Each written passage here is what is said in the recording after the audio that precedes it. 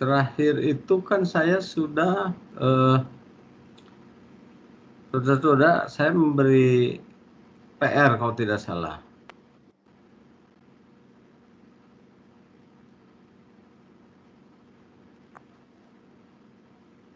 Iya, betul.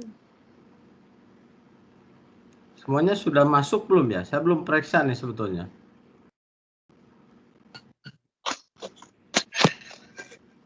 Sudah Pak, sudah. Kalau udah dijumlah udah Pak. Sudah ya? Sudah Pak, 21 peserta. Oke. Nah, ntar saya ngambil dari mana? Saya ingin munculin mana nih? Kok kenapa ya?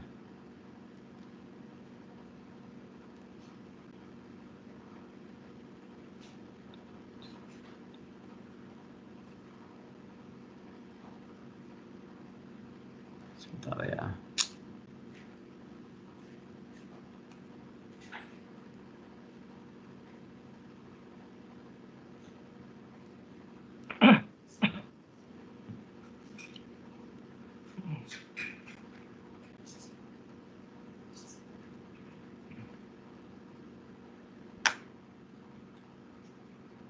Oke lah, kalau gitu kita lanjut saja dulu lah ya. Jadi lanjut, saya sebenarnya ingin bahas yang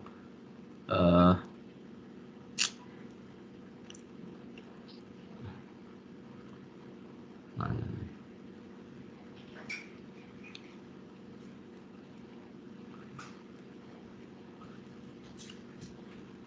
Kita langsung aja lah bahas lah. Kemarin tuh kita masuk ke sudah bicara brainstorming kan, kita sudah masuk ke dalam brainstorming dan PR-nya kalau salah mengarah hasilnya ke brainstorming. Saya ingin bahas sebetulnya tadinya, namun barusan kok saya nggak bisa masuk. Saya coba ini dulu lah. Kita lanjutkan di ini berikut tentang ciri-ciri wirausaha. Mau technopreneurship, mau entrepreneurship, kita anggap dua-duanya kewirausahaan. Cuma sekali lagi basisnya berbeda. Basisnya menjadi technopreneurship sama menjadi entrepreneurship. Nah, jadi pertama saya ingin memiliki keberanian mempunyai daya kreasi.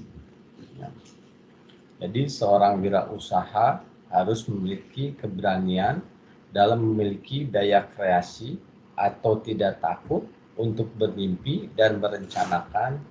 Segala ketakutan akan sia-sia dalam bermimpi dan berencana haruslah dihilangkan.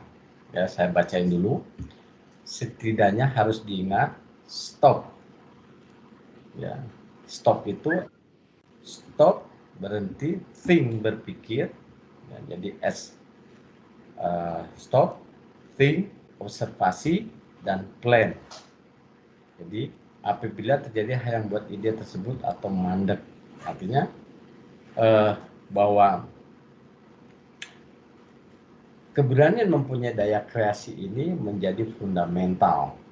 Oke, kita lupakan dulu tentang teknologi. Karena saya mengingatkan bahwa technopreneurship itu basisnya adalah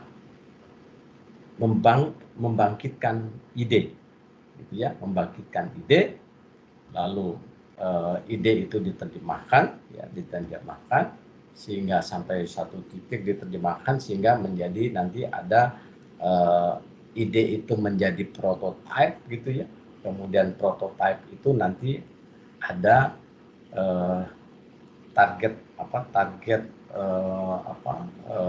jadi test market yang harus kita ini. Nah, setiap tahapan itu ya, jadi setiap tahapan itu tidak lepas dari daya kreasi. Nah, jadi mari kita berpikir adalah contoh situasi yang terjadi ya, pada kondisi sekarang ini. gitu ya, pada kondisi sekarang ini, bahwa mari kita berandai-andai dulu ada satu produk. Jadi saya nggak sebut apa produk itu, katakanlah saya sebut ada suatu produk. Ya. Biasanya sekarang ini yang kalau saudara perhatikan ini bagaimana booming gitu ya, booming tentang saya coba ke yang umum dulu ya, tidak masuk ke energi ketenaga listrikan, adalah namanya kopi kekinian. Pernah dengar? Atau minuman kekinian. Jadi saudara bisa melihat di YouTube itu bagaimana ada di situ kopi kekinian yang terus muncul. Bisnis kopi kekinian gitu ya. Kalau jadi ada kata kunci kopi kekinian. Pertama, bahwa orang membangun usaha kopi, jangan kopi, minuman. Orang berusaha membangun minuman kekinian. Ya. Membangun usaha ini, dia membuat minuman tersebut, lalu dia akan menjual. Kan kira-kira begitu, produksi dan menjual. Ya. Itu satu bisnis. Ya. Kemudian itu satu bisnis, menjual. Kedua adalah membangun atau membuat konten. Coba bayangkan, membuat konten tentang minuman kekinian. Jadi dia membuat konten ini, konten itu membuat bagaimana, contohnya konten ini, bagaimana cara membuat minuman kekinian, lalu dimasukkan ke dalam YouTube, ya, dengan konten yang menarik. Bisnisnya bukan bisnis minumannya tersebut, bisnisnya bukan menjual minumannya, tetapi menjual konten, dengan harapan di situ namanya bisa dimonetarisasi. Jadi kita membuat sesuatu menarik perhatian di YouTube, lalu followernya atau yang mengikutinya, yang mendengarkannya adalah sekian lama, sekian, dan itu menghasilkan uang yang mengalir terus. Mengalir uang itu terus, tergantung nanti seberapa banyak yang menjadi follow, ya, memfollow konten tersebut. Nah, coba saudara bisa bayangkan ada dua, ininya sama, topiknya sama, yaitu minuman kekinian. Satu menjual minumannya, yang kedua adalah menjual kontennya. Gitu. Nah, kemudian kita masuk ke tadi menjual minuman kekinian. Menjual ini adalah sekarang ini, menjual itu ke siapa? Jadi ada target pasar yang harus ditentukan, gitu ya, target pasarnya, sehingga bisa istilahnya itu adalah sehingga bagaimana membangun marketnya. Nah, mari kita contoh begini. Saya di rumah membuat minuman kekinian dengan merek Iwa. Lalu saya berpikir, memproduksi, sebelum memproduksi pasti ada yang namanya investasi, kemudian ditambah biaya produksi, kemudian ditambah biaya pemeliharaan, sehingga muncullah biaya pokok produksi dari minuman tersebut. Katakanlah biaya pokok produksinya 10.000, saya menjual 15.000, oke, saya dapat sekian. Lalu saya di rumah, lalu saya berpikir, saya mau menjual kemana? Ya, lebih tepat adalah ketika kita bicara menjual kemana, pasti pertama adalah kita yang paling sederhana, kita menawarkan kepada katakanlah seperti apa, seperti Alfamart, Indomart, ya. Jadi atau barangkali toko-toko kecil untuk kita taruh di sana. Gitu. Jadi pasarnya itu pasar yang masih menggantung. Kita masih mempunyai bahasa saya menggantung. Kemudian ada pikiran lain bahwa pasarnya itu melalui sekarang yang kekinian, bahasa kekinian itu adalah ada bicara tentang medsos, media sosial. Kita tahu media sosial mulai ada Facebook, ada Instagram, ada Twitter, ada LinkedIn itu, kemudian ada lagi apalagi dan lain sebagainya.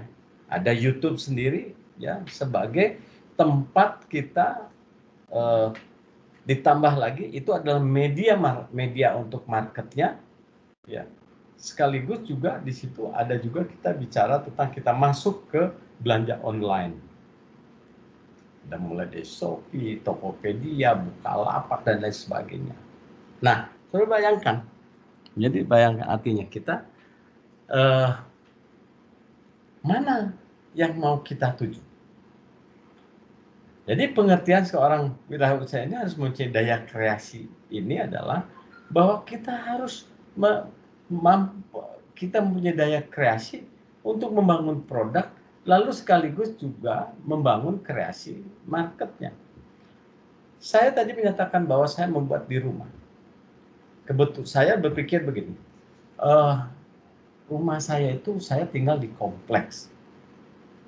Dan setahu saya kompleks saya ini ada sekitar 2.000 ya, 2.000 rumah tangga. 2.000 rumah, kurang lebih 2.000 rumah. Berarti ada 2.000 rumah tangga. 2.000 rumah tangga, asumsi satu rumah berisi 3 orang. Ya. Saya sedang melakukan analisis market nih. 2.000 kali 3, 6.000. Itu ada market 6.000. Gitu. Ada market 6.000.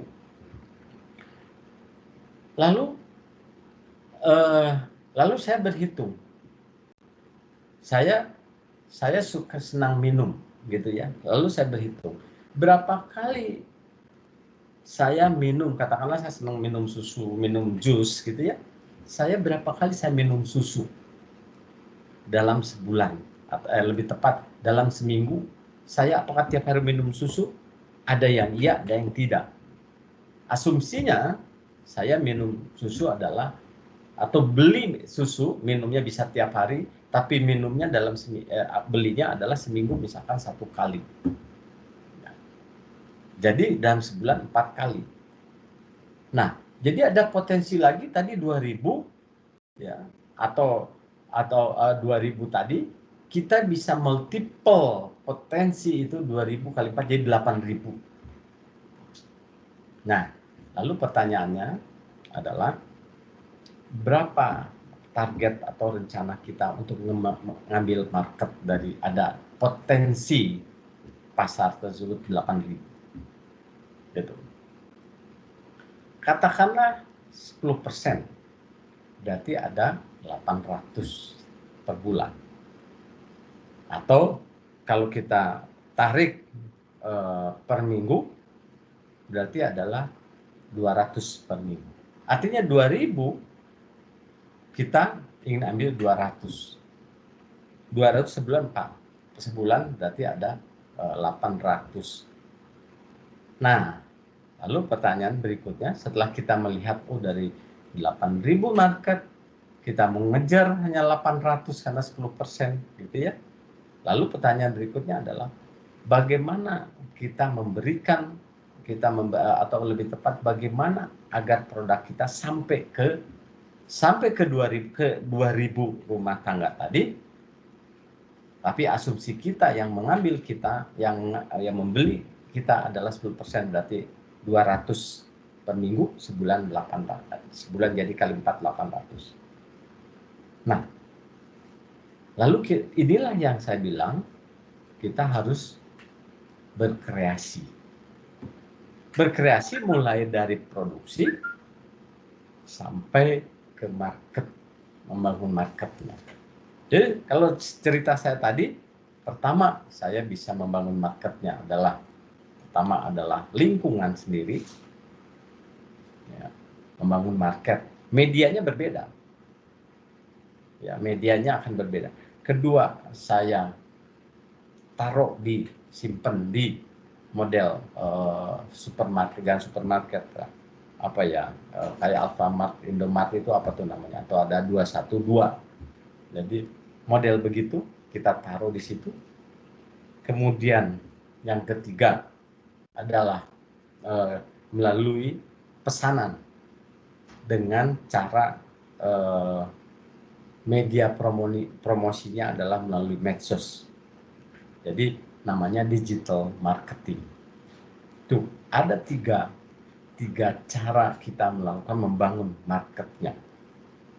Dan inilah yang saya katakan tadi, ya, kita harus berani melakukan daya kreasi atau tidak takut bermimpi dan merencanakan. Kira-kira seperti itu. Ya. Jadi ide itu tidak boleh mandek. Itu poin 1 saya semoga itu menjadi gambaran bagaimana bahwa keberanian itu menjadi penting atau daya kreasi itu menjadi penting. Lalu kedua, berani mengambil resiko. Seseorang dikatakan wirausaha apabila memiliki sifat berani mengambil resiko. Hal ini tentu saja harus sejalan dengan perencanaan yang sebelumnya telah dilakukan serta pengamatan yang dilakukan terhadap ide yang dimilikinya. Jadi saya tadi dari yang nomor 1 tadi, saya sebetulnya sudah mencoba market yang saya bilang tadi 8.000 tadi. Saya hanya berpikiran 8.000 tadi adalah 800 di lingkungan saya. Nah kan pertanyaannya, apa benar gitu kan? Apa benar saya bisa menjual 800 dari potensi 8.000? Di situ ada risk gitu. Mari sekarang, nah tentu justru ini resiko ini lalu kita terjemahkan apa yang akan kita hadapi resikonya. Ya, pasti pertama adalah resiko yang paling utama, resiko tidak terjual. Kalau resiko tidak terjual berarti ada resiko ekonomi di situ. Ya, pasti resiko finansial. Jadi resiko finansial. Nah, jadi kita berani mengambil resiko ini adalah ketika ketika kita mampu mengukur resiko itu, ya. Jadi bukan hanya mengambil resiko, wah, ya pokoknya saya berani mengambil resiko, bukan begitu. Kita harus melakukan pengukuran. Maka ada namanya manajemen resiko. Gitu. Resiko muncul, nanti ada masuk tidak resiko muncul, nanti harusnya keluaran resiko itu adalah mitigasi resiko. Jadi mitigasi resiko ini adalah penting ketika, nah biasanya ketika kita melakukan analisa resiko, di situ kelihatan tuh, ya kelihatan bahwa bisnis ini bisa jadi optimis, bisa jadi adalah di area abu-abu, tapi bisa jadi memang resikonya tinggi, sehingga bisa diputuskan go atau no go. Jadi resiko ini diturunkan. Kadang-kadang kita untuk meminimalisir resiko, maka kita melakukan adalah istilahnya tuh feasibility study. Feasibility study itu sebetulnya adalah untuk kita melihat, memotret risikonya sejauh mana, gitu.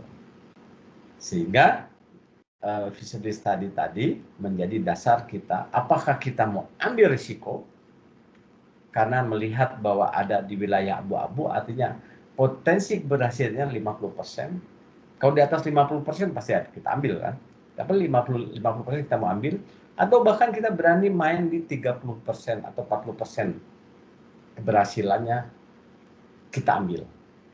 Karena 40% itu mempunyai tetap bahwa itu adalah potensi berhasil. Nah, di situ pentingnya mitigasi resiko. Saya ingin sekali nanti masuk ke dalam namanya salah satu kita membatasi resiko itu adalah yang kita sebut SWOT analysis. Strength, weakness, opportunity, dan threat. Mungkin nanti ada satu hal yang disampaikan. Tapi saya coba dulu ini adalah bagaimana membangun ciri atau ciri wirausaha. Saudara, kalau ada hal yang mau ditanya langsung aja ya, interrupt, tidak apa-apa, tidak masalah. Kemudian ketiga, memilih semangat dan kemauan keras. Saya kira ini normatif. Seorang dapat dikatakan wirausaha selain berani mengambil resiko, harusnya memiliki semangat dan kemauan yang keras untuk sukses. Ini normatif lah, artinya bahwa mengukur seseorang mempunyai semangat dan kemauan keras ini adalah memang artinya bahasa saya normatif itu adalah sebenarnya pertanyaannya begini, apakah bisakah seseorang ya dipicu, didorong untuk mempunyai semangat dan kemauan keras gitu. Jadi kata-kata ini sebagai ciri wirausaha itu memiliki semangat dan kemauan keras ini, bahasa saya sebut normatif adalah mengatakan bahwa ini sebetulnya sesuatu yang apakah bisa dibangun atau tidak, gitu kan? Nah, misalkan saya lalu ketika saya berkata, saya begini, saya berpikir begini, saudara-saudara ini punya nggak semangat dan kemauan keras? Pasti jawabnya iya. Memiliki semangat dan kemauan keras, pasti jawabnya iya. Tapi bagaimana mengukur si A lebih tinggi semangat dan kemauan keras dibandingkan dengan si B atau si C dan sebagainya? Ya. Nah, jadi ukuran itu menjadi relatif. Atau munculnya semangat dan kemauan keras itu datangnya dari mana? Ya, datangnya dari mana? Kadang-kala saudara pasti paham bahwa biasanya semangat dan kemauan keras ini datang dari kebutuhan. Ya, dari kebutuhan. Pertama dari kebutuhan, ya, karena dia butuh sehingga dia harus bersemangat dan kemauan keras.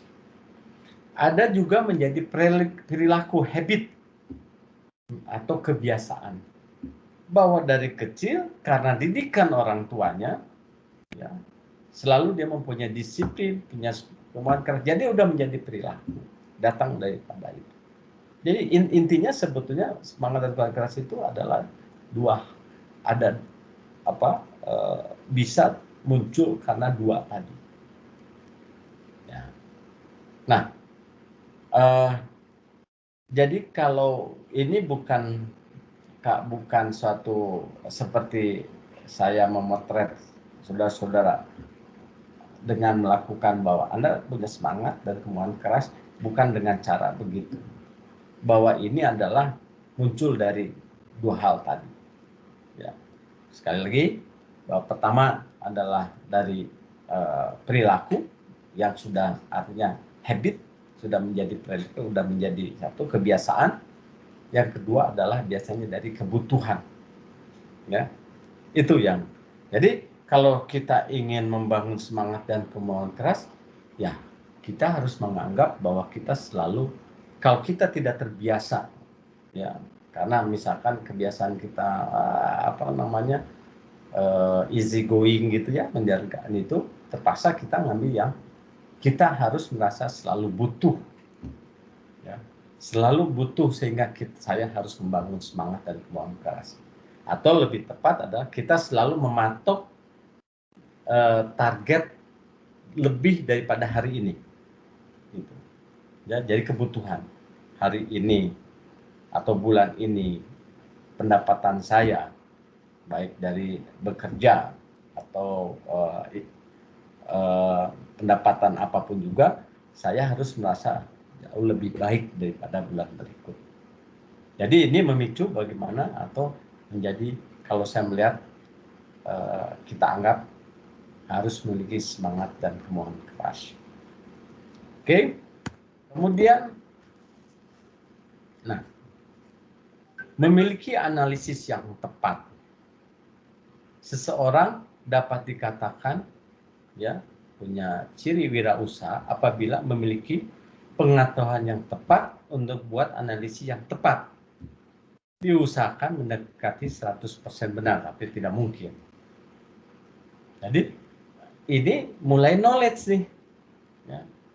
Jadi knowledge artinya bahwa ciri wirausaha ini, ciri seorang yang punya wirausaha ini selain tadi 3 yang sulit ukuran, kalau ini adalah sudah bicara knowledge. Bicara knowledge itu berarti bahwa kita belajar membuat satu atau untuk meningkatkan analisis dengan berdasarkan pengetahuan. Tadi saya bicara salah satu target pasar saya bukan target mau. Salah satu media ini media untuk menjual minuman kekinian melalui namanya digital promotion. Digital promotion. Ya. Nah, kita kalau hanya sekedar tahu digital promotion, ya, maka belum tentu kita akan mempunyai kemampuan analisis yang tepat.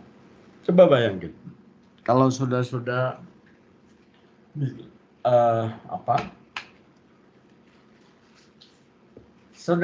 ingin membuat promosi, ya, promosi, ada minuman, ya, produknya minuman, sama ada produknya mainan, ya.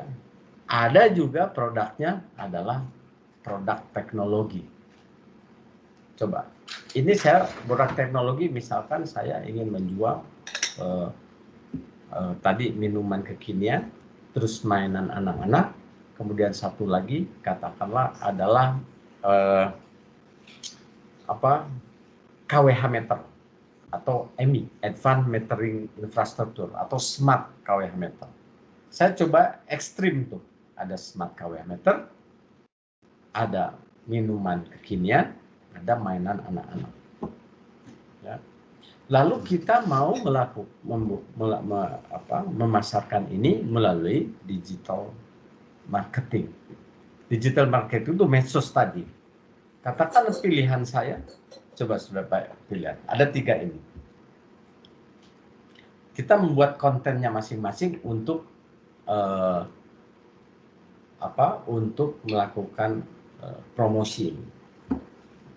Nah, sekarang misalkan kita masuk promosinya mau ke ke bahasa saya YouTube aja, YouTube. Nah, kan tidak mungkin sepanjang hari dari pagi 24 jam saudara taruh konten kita, media promosi kita, iklan kita sepanjang hari. Betapa mahalnya. Ya, betapa mahalnya. Dan nah, jadi apa yang harus dilakukan? Salah satu kalau kita melihat adalah ada namanya analisis marketing, ya, analisis konten. Bahwa di YouTube itu ternyata, saudara kalau pahami, saudara masuk ke YouTube memang kelihatannya masuk aja ke YouTube. Tetapi saudara kan sebelumnya adalah kita semua adalah ditanyakan, kita punya email. Kita di Google punya email kita, dan di situ salah satu data kita ada di situ. Nah, si Google ini selalu dia memantau, ya, memantau dan memberikan informasi bahwa ya, kita, atau lebih tepat kita bisa membuat analisis berdasarkan data jam berapa sampai begini, jam berapa rata-rata umur, misalkan umur anak-anak 12 tahun ke bawah melihat YouTube, ya. Berapa umur 12 sampai 20 atau 12 sampai 18 melihat YouTube. Berapa 18 sampai 24 melihat YouTube dan selanjutnya. Jadi ada segmen-segmen umur yang kita bisa lakukan analisis, ya, analisis agar promosi kita tepat ditampilkan di dalam satu media, contohnya YouTube tersebut. Ini sebagai gambaran saya di ITPLN, ya. Ketika kita saya ingin mempromot, gitu ya, mempromot bahwa ITPLN agar mahasiswa, calon mahasiswa atau anak SMA itu masuk ke kita, maka saya harus mempromosikan kita terhadap ini. Kapan tepatnya? Saya membuat analisis dulu, analisis marketnya dulu. Ternyata bahwa salah satu hasil analisis kita bahwa calon mahasiswa ini banyak bermain di jam 10 ke atas. Ya, jam 10 ke atas. Sehingga profil ITPLN saya taruh di jam 10-12 di YouTube itu. Gitu. Ada lagi di jam berapa? Itu target, karena saya target untuk mengejar calon mahasiswa tadi. Terus dibalik itu saya melihat kan orang tua juga nonton. Ada orang tua juga ini YouTube. Maka saya lihat orang tua ini rata-rata di jam berapa. Agar dia dengan harapan orang tua ini nanti menyuruh anaknya sekolah di tempat di TPLN. Dan itu terjadi. Ini kita lakukan di TPLN. Saudara sebagai mahasiswa TPLN, saya nggak tahu dapat informasi dari mana sekolah ini, gitu kan? Apa karena kita ketemu dengan melalui saya, karena teman-teman PLN itu melihat itu. Tapi yang saya dampaknya, kalau ini sebagai contoh gambaran, bahwa tahun 2018, ya 2018 itu yang daftar ke kita, bukan daftar ke ini, yang mendaftar atau daftar ingin tahu tentang ITPLN itu 2018 itu 8.000, ya, 8.000. Kita belum aktif tentang menganalisis market tadi. Tahun 2019 naik menjadi 16.000. Dan rekor di tahun 2020 adalah sekitar 24.000 yang mendaftar, ya, mendaftar atau lebih tepat ingin tahu tentang ITPLN. Jadi masuk, itu bisa kita analisis nih. Masuk, kemudian kita kasih form artinya bahwa Anda siapa dan sebagainya. Sehingga sekarang kita punya data 20 ribuan tentang itu. Yang masuk ke kita di sekitar 1.000-an. Yang diterima oleh kita 1.000-an. Nah, ini adalah saya menekan tadi, ini adalah karena kita memiliki analisis yang tepat. Analisis yang tepat, ya kita melihat tadi. Oke, kemudian contohnya lagi sekarang. Saya tadi mau minuman kekinian. Minuman kekinian, target saya ingin tadi ngambil 800 di daerah kompleks saya. Nah, pertanyaannya, maka bagaimana saya marketnya? Kan nggak mungkin saya pakai market itu, belum, ya, nggak memakai medsos tadi, digital marketing. Jadi bisa jadi kalau kita masuk di wilayah kita, akhirnya adalah konvensional, door to door, karena biayanya tidak mahal, biaya transportasinya door to door. Sekali lagi, yang 4 ini memiliki analisis yang tepat, berbasisnya pengetahuan tentang medan perangnya bahasanya. Oke. Nah, lalu kelima, ini adalah tidak konsumtif. Kalau ini bahasa saya juga, ini adalah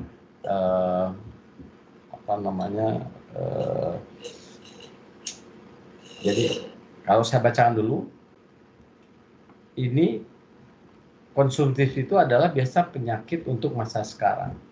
seorang wirausaha harusnya tidak konsumtif atau setidaknya konsumsinya jauh lebih sedikit dari penghasilannya. Gitu. Jadi ini normatif juga. Ya. Normatif ini tambahan lah artinya. Jadi tidak menjabarkannya adalah ini kembali ke masing-masing.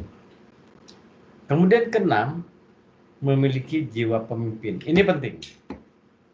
Nah, karena kalau tidak mulai memiliki jiwa pemimpin, bahasanya ya akhirnya susah menjadi wirausaha. Pasti akhirnya menjadi pekerja.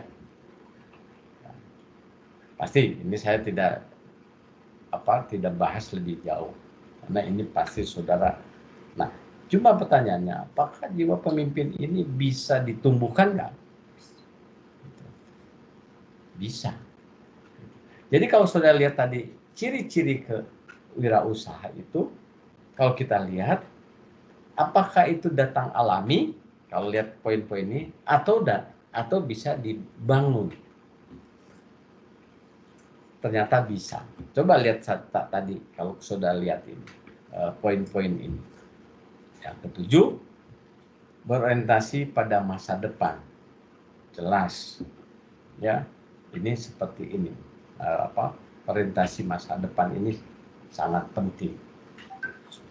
Barangkali contoh yang Menteri Dikti sekarang ini, Mas Menteri Nadiem ini salah satu orang yang berpikir berorientasi pada masa depan. Bayangkan bahwa ketika dia membangun Gojek, gitu ya, membangun Gojek itu tidak terpikirkan. Bicara Gokar itu go, mobil. Gitu. Bahwa transportasi online ini, bayangkan bandingkan dengan Bluebird. Ya. Bluebird harus berinvestasi, pertama adalah kendaraan. Kedua, dia harus membayar gaji supirnya. Dia harus membayar organisasi pengelolaannya. Ya. Nah, selama ini berjalan dengan itu tanpa tandingan. Ketika muncul Gojek atau Gokar ini, berorientasi adalah dia ke depan. Dia melihat bahwa ada teknologi yang dia bisa mempunyai usaha transportasi, tapi dia tidak perlu berinvestasi kendaraan. Dia tidak perlu menggaji supir. Dia hanya cukup membangun, organisasi, mengembangkan suatu aplikasi, ya, yang terus aplikasi ini terus dikembangkan. Yang tadinya hanya Gojek di motor, Gokar, kemudian sampai GoMessage sekarang karena pandemi nggak ada, sampai GoFood dan semuanya itu adalah berorientasi masa depan. Sekarang walaupun Bluebird masih hidup, tetapi percayalah mulai goyah kalau dia tidak merubah. Akhirnya banyak taksi juga berpikir dengan cara akhirnya membangun transportasi online. Nah, ini satu contoh-contoh kita berbicara ke depan, ya, berorientasi pada masa depan. Apa yang terjadi ke depan? Ya, tidak selalu bicara hari ini. Gitu. Contohnya juga yang sederhana, saya balik lagi ke minuman kekinian tadi. Marketnya kita harus berorientasi masa depan, produk pun harus berorientasi masa depan. Ya. Artinya bahwa kita melihat mungkin misalkan saat ini taste atau cita rasa seseorang itu ya, terbangun ya, masih bersifat keindonesiaan, bahasa saya, keindonesiaan. Ya. Tapi ketika gempuran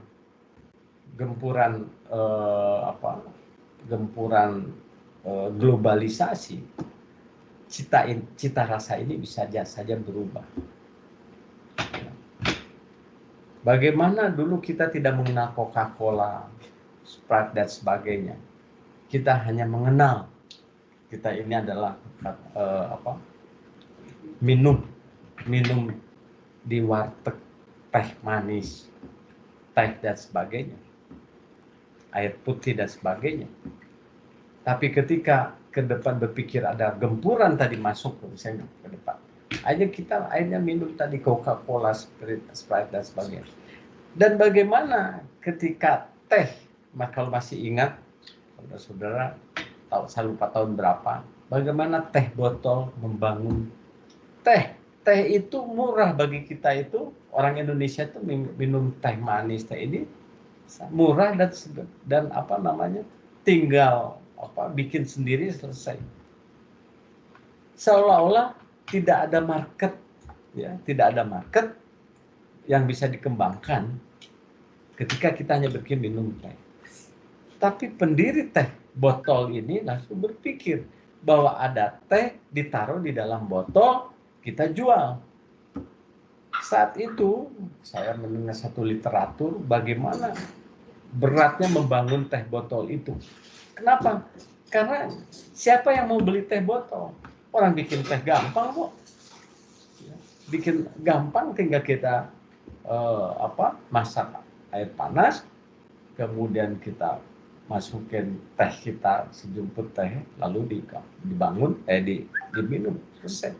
Hampir tidak mungkin bahwa ada orang yang mau beli. Ternyata kan orientasi masa depan, kebutuhan orang itu tidak lagi, itu kan tidak praktis ketika kita membuat sendiri. Kebutuhan ke depan adalah praktis. Karena kesibukan masyarakat itu sehingga membutuhkan cepat. Ingin minum teh melalui teh botol, dan yang tidak lupakan adalah ini sesuatu yang modern soal minum teh botol itu. Akhirnya ya kita terbawa ke situasi, muncullah teh botol yang lain. Nah, kira-kira gambarannya adalah jadi 7 poin ini. Ya. Nah, saya kira itu yang bisa saya sampaikan untuk hari ini, ya. Coba saya ingin sekali sebetulnya saudara-saudara membuat self assessment. Jadi self assessment, mengakses apakah saya mempunyai 77 ini enggak, ya. Coba jadi anggap aja PR nih 7 ini, apakah mempunyai keberanian. Anda menjawab sendirilah, ya, menjawab sendiri, kemudian berani mengambil resiko, ya, kemudian memiliki semangat dan kemauan keras. Jadi self assessment, memiliki analisis yang tepat, tidak konsumtif, memiliki jiwa pemimpin, berorientasi pada masa. Coba self assessment. Saudara buat, tidak gimana? Rahasia nggak kira-kira kalau saudara buat? Artinya 7 poin ini saudara jawab dari angka 1 sampai angka 10. Memiliki keberanian, mempunyai daya kreasi, menurut Anda 5 atau 7, 8 atau 1, terserah. Jadi setiap poin ini mempunyai dari angka 1 sampai 10. Nah, saya meminta untuk melakukan self assessment. Nah, pertanyaan saya, rahasia enggak ini? Kalau rahasia, saudara merasa tidak confidence, sehingga saya bilang, oh si A gitu, bahwa nggak punya ciri wirausaha gitu. Jadi ketahuan saya nggak punya ciri wirausaha, ya artinya PR ini, saya anggap PR ini adalah semua lakukan, ya, tapi tidak pakai nama. Tapi 20 orang ini harus wajib mengisinya tanpa nama, misalkan. Sehingga saya menganggap semuanya ini sebagai, saya ingin seperti saya melakukan survei. Ya, apakah 20 orang ini setelah self assessment mempunyai ciri-ciri seperti ini. Gimana? Bisa nangkep? Bisa, Pak. Bisa, Prof.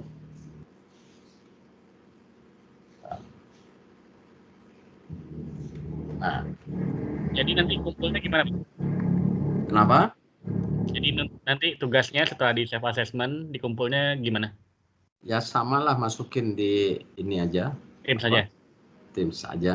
Sebentar, kok saya nggak bisa ini ya. Sebentar. Di tim sajalah biar lebih ini. Tapi kalau ragu, masukin kita punya grup WA nggak? Enggak ya, nggak punya. Atau sendiri gimana ya bagusnya?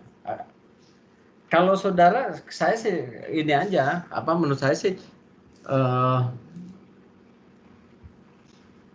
apa makanya saya tanya Kalau kalian enak nggak kalau ya nggak apa-apa. Saya jadi misalkan si A yang ngirim namanya aja, namanya terus isi gitu. Maksudnya apakah ini konfidensial nggak buat saya mengetahuinya? Silakan. saya ya Prof, ya mungkin ada beberapa orang yang mungkin tidak confidence untuk mungkin kalau Prof Iwa doang yang tahu mungkin nggak masalah. Tapi mungkin ada teman-teman lain yang melihat mungkin ada beberapa orang yang tidak confident. Nah, kalau dikumpulkan di Teams, nah itu semua orang yang berada sebagai anggota tim itu bisa mengakses. Jadi kalaupun tidak dikasih nama bakal ketahuan juga siapa yang upload. Nggak dikasih nama juga ketahuan ya? Iya, siapa yang upload. Jadi mungkin di email atau bagaimana, Prof? Kalau Boleh memang email ada. atau di WA, udah pada tahu nomor saya kan? Kalau hanya penilaian angka 1 sampai 10, Prof, kalau kita buat kayak link survei seperti itu aja gimana, Prof? Saya justru pengetahuan saya nggak sampai gimana caranya. Kalau bisa dibantu sih boleh. Jadi ada 7 poin gitu ya. Ini 7 poin yang saudara harus isi self assessment. Saya mempunyai keberanian, mempunyai daya kreasi nggak? Self assessment, kayaknya saya punya. Mau nilai 10 boleh ini. Jadi ini memang tujuannya untuk self assessment. Saya ingin tahu bahwa 20 ini bagaimana map petanya gitu. Itu aja sebetulnya saya ingin ini. Boleh juga idenya bikin apa tadi, link ya? Gimana idenya? Ya nanti survei teman-teman bakal bikin linknya, mungkin nanti Prof Iwa bisa dikasih aksesnya. Jadi teman-teman isi asesmennya Ya. dengan pertanyaan 1 sampai 10, nanti Prof Iwa bisa ngecek hasilnya. Oke. Pokoknya saya dibantu aja. Saya terserahlah bagaimana caranya. Tetapi maksudnya biar adil, artinya semuanya harus membuat mengisi gitu.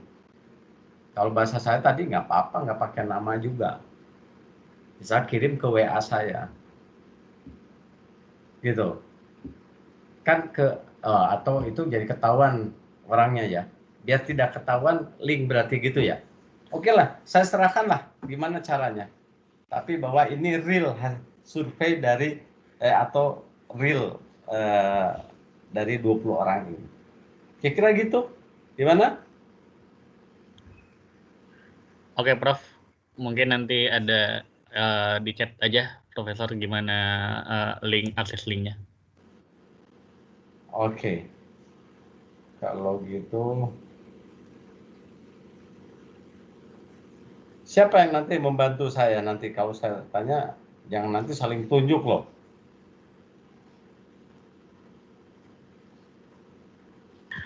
Nanti saya yang nge-share linknya, Prof. Teguh. Siapa ini? Teguh. Teguh ya, Mas Teguh. Nah. Oke, Mas Teguh ya. Mana kok nggak keluar ini? Sebentar.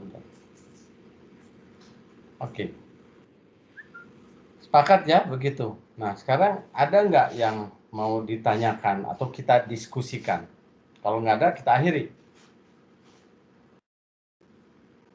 Kuliahnya tuh nggak sampai 1 jam, 55 menit, dipotong tadi awal, lama 50 menit.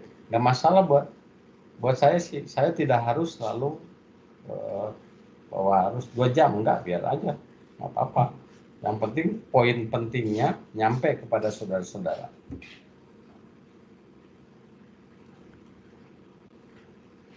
Saya Baik. buka. Izin Prof bertanya. Ayo silakan, gimana? Izin Prof, Maman Prof bertanya. Ya silakan. Kok suaranya kecil? Gimana Prof? Terdengar jelas suaranya? Jelas tapi kok kecil. Oke, coba saya. Silakan. Ya, baik.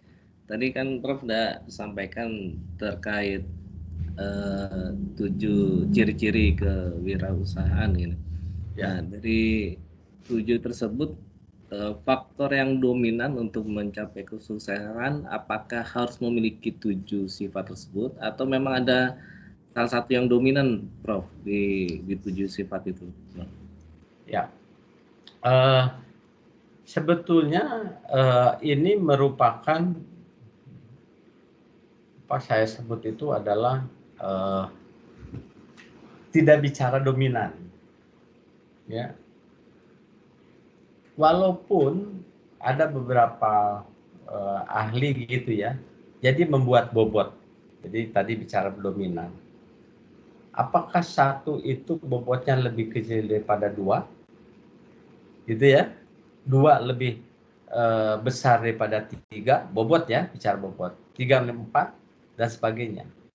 Ya. Memang ada, makanya kalau kita urut itu, pada prinsipnya adalah semua harus memiliki ketujuh-tujuhnya itu. Cuma kan pertanyaan begini, ketujuh-tujuhnya itu kalau kita bicara tentang, makanya saya sampai angka tadi 1 sampai 10 gitu ya. Tentu kalau yang perfect itu ya semua 10 10 10, jadi nilainya 70 yang maksimum. Ya. Tetapi sekarang misalkan yang 1 itu 10, yang 2 4. Nggak bisa. Saudara mempunyai daya kreasi, tapi nggak ada keberanian mengambil resiko, nggak jalan. Gitu kira-kira. Jadi sebetulnya semua saling meruntuhkan. Ya. Jadi ciri-ciri wirausaha itu sebetulnya 7 ini menjadi penting. Saudara mempunyai harus basis 7 ini. Nah, tapi ingat, ketika saudara misal asesmen, waduh total saya 40 ternyata. Harus jujur kan? Harus jujur nih, self assessment ini nih. Harus jujur. Lalu saudara lihat poin mana yang paling rendah. Misalnya ternyata saya tidak berani mengambil resiko. Nah, kita kan kalau kita mengambil resiko, ya berarti kita harus self assessment itu berarti kita harus mencoba membangun keberanian itu. Kalau kita ingin menjadi wirausahawan gitu. Nah, kemudian 1-2 punya, tapi tidak ada semangat dan kemauan keras. Ya karena nanti patah arang, semangatnya nggak ada, kemauan kerasnya nggak ada. Ketika terjadi kegagalan langsung berhenti. Padahal perlu ada semangat dan kemauan keras. Jadi sekali lagi pertanyaan ini bagus dan menarik untuk kita melakukan sebetulnya kajian. Ada nggak yang dominan? Saya akan jawab nggak bisa. Bukan ada atau tidak, atau mana yang dominan, nggak bisa. Karena satu sama lain mengikat. Itu tadi contohnya, memiliki poin 1 tapi nggak punya poin 2. Memiliki poin 2 tidak punya poin 3. Mempunyai 1, 2, 3 tetapi nggak punya kemampuan analisis yang tepat, gagal juga, gagal terus menerus.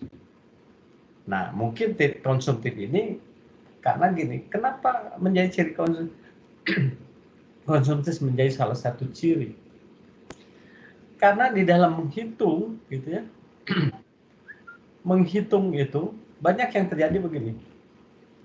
Banyak yang terjadi di dalam ini adalah bahwa dia bahasa tidak konsumtif sebetulnya bahasanya gini. Ada pendapatan, ada pengeluaran. Gitu ya. Nah, selalu dia berpikir pengeluaran, tidak melihat di pendapatan tadi. Jadi bersifat konsumtif untuk selalu meningkatkan, seolah-olah meningkatkan bukan meningkatkan, selalu bersifat konsumtif itu adalah bahwa dia pengeluarannya lebih tinggi daripada pendapatan tadi. Memang tujuannya bagus agar misalkan adalah, katakanlah bahwa contohnya saya kembali lagi ke minuman kekinian, agar kelihatan gitu tampangnya menarik, dipoleslah sedemikian rupa. Padahal itu cost dan itu tidak dibutuhkan. Gitu. Tadi harganya katakanlah biaya pokoknya 10.000, jual rencana 15.000 gitu ya. Tapi biar agak ini, akhirnya cost-nya itu misalkan adalah menjadi biaya atau biaya pokok produksi menjadi 12.000. Kan ini dia berani bersifat konsumtif gitu di dalam produknya, bukan? Ya. Walaupun ini cermin dari dirinya. Ya kalau kita ngomong saudara-saudara, katakanlah gajinya 5 juta, tapi belanjanya 6 juta. Selalu nomor 1 juta. 1 jutanya pakai apa? Pakai kartu kredit. Pakai kartu kredit gitu ya. Sehingga nomor dalam 1 tahun menjadi hutang 12 juta, kira-kira gitu. Nah, jadi ini sebetulnya cermin orang seperti ini, cermin nanti di dalam dia membangun produksi seperti itu. Makanya ini menjadi penting. Sudah sampai 4 poin, tetapi dia bersifat konsumtif aja, keuntungannya jadi kecil sehingga tidak mampu membayar investasi. Kemudian lagi saya teruskan lagi, punya sampai 5, tidak memiliki jiwa pemimpin. Ya akhirnya ini yang leadershipnya nggak ada, ya susah, nggak akan maju lah kira-kira gitu. Jadi dia berkutat hanya sebagai sendirian saja. Karena dia nggak bisa mampu memimpin. Lalu berarti pada masa depan banyak perusahaan, tadi contohnya adalah Bluebird tadi. Dia tidak mengikuti berarti masa depan. Dia terlambat gitu bergeraknya, udah disalib sama itu. Gagal juga atau lebih. Nah, jadi akhir kata jawabannya adalah sebetulnya bahwa jawabannya adalah jadi tidak bisa mengatakan mana dominan atau ini, karena yang satu bisa melumpuhkan 6 gitu, yang satu bisa menggagalkan 6 tadi. Kira-kira gitu, Mas Maman ya, Maman, betul ya, Maman ya? Betul, Maman, Prof. Bisa nangkap gak kira-kira gambaran itu? Ya, berarti nilainya itu kalau semuanya tuh harus punya ya rata-rata harus 8 gitu, Prof ya, supaya bisa berhasil gitu ya. Saya nggak mau bilang seperti itu, karena gini, ini kan potret ya. Misalnya Mas Maman tuh average-nya adalah 4. Ini potret. Bukan berarti Mas Maman itu nggak. Memang potretnya adalah sekarang bukan wirausaha. Tapi justru itu harus ditingkatkan ke 8 gitu, ngerti nggak? Jangan sampai terjebak kepada angka tersebut. Memang kalau saya melihat nanti ngukur, wah yang bagus sih rata-rata 8. Tapi bukan itu. Jangan dibawa gimana ya, saya maaf bahasanya itu adalah berapapun juga sebetulnya pada prinsipnya selama itu ada angkanya, dia punya ciri kewirausahaan gitu. Kalau yang tidak ada, yang sampai 0 gitu ya, sampai 0 itu berarti memang tidak. Tetapi berapapun juga berarti dia ada gitu. Bukan jangan terjebak kepada angka itu. Ya, jangan, pasti yang 8 itu mempunyai ciri wirausaha. Iya sih, tapi bayangkan Kalau rata-rata semua 10, di bawahnya ada yang cuma nilai 2. Sehingga rata-ratanya masih tinggi 8. Padahal misalkan 2 itu jiwa kepemimpinannya kurang. Kebayang nggak? Yang lain 10, 10, 10, 10. Tapi ada jiwa kepemimpinan kurang. Rata-rata 8. Apa saya boleh mengatakan, oh ini pasti ciri wirausaha gitu? Enggak gitu. Potret. Oke. Itu sebagai potret. Ya Mas Maman ya, oke? Baik, terima Bukan kasih. nangkep nih, ini bahasa ini. Ini memang kalau bicara kewirausahaan atau technopreneurship ini ya kita harus berpikir bukan ilmu kayak matematik gitu ya. Ini justru bahasa saya technopreneurship, tugas saya adalah membangun saudara-saudara gitu kan, agar muncul jiwanya itu. Karena di awal tadi bahwa muncul technopreneurship itu jangan jadi ilmu loh. Gawat kalau jadi ilmu. Sama seperti kita agama jadi ilmu, kan gawat. Ilmu tapi tidak dipraktekkan, bayangkan coba. Gawat. Harapan saya technopreneurship itu di mata kuliah yang nanti satu saat, atau bukan satu saat, di dalam perjalanan ini saudara melakukannya gitu. Mengarah kepada technopreneurship. Kan definisinya tidak harus usaha sendiri kan, bekerja di itu pun bisa dibangun menjadi technopreneurship. Itu saudara-saudara, jadi harapan saya bahwa ini jangan kayak mata kuliah misalkan mata kuliah energi terbarukan gitu. Itu knowledge.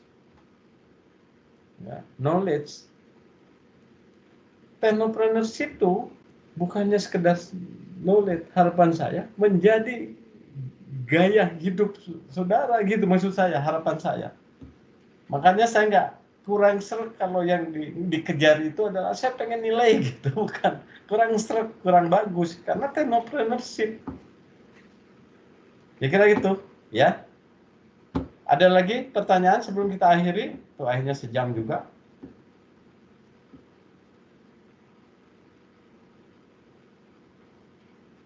Oke. Mohon izin Prof, Wahyu. Silakan, Mas Wahyu ya. Mohon izin Prof, dari mungkin nanti ketika kami dan teman-teman sudah mengisi link, itu kan menjadi sebuah potret Prof. Artinya salah satu metode pengukuran kita di sisi kewirausahaan, mungkin nanti juga bisa diberikan feedback Prof untuk misal kita ada di sisi salah satu yang memang kita masih belum dominan, salah satunya mungkin di kepemimpinan atau yang lain, mungkin bisa diberikan feedbacknya Prof untuk meningkatkan sisi itu yang mungkin masih lemah, mungkin seperti itu Prof. Boleh.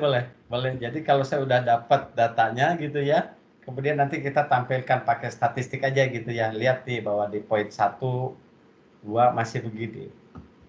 Semoga aja di dalam satu semester ini nanti jadi berubah nih, gitu.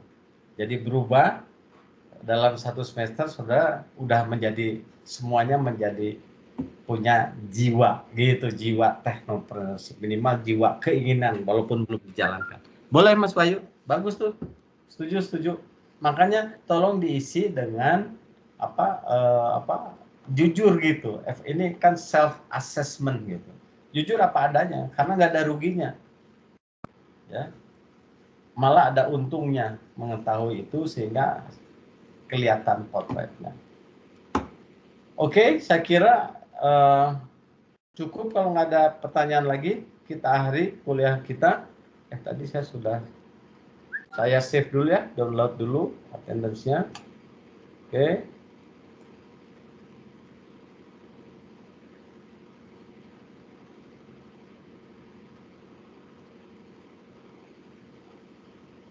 Bentar. Baik, kalau begitu kita akhiri kuliah kita. Saya ucapkan salam sehat buat saudara-saudara dan keluarga. Sampai ketemu minggu depan. Wassalamualaikum warahmatullahi wabarakatuh.